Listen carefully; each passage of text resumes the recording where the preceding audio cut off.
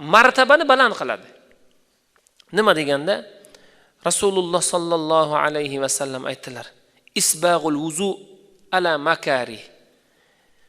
Qiyin vaqtlarda tahoratni mukammal qilish.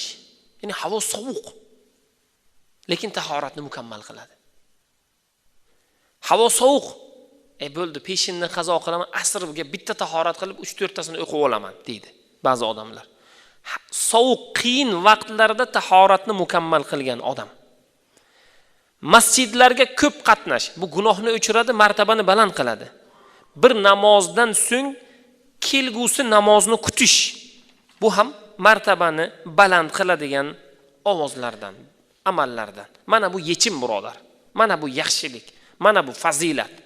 Mana shuning uchun Alloh taoloning o'zi fazilda, har bir yaxshilikda bardavom aylasin. Bizlar mana shu amallarda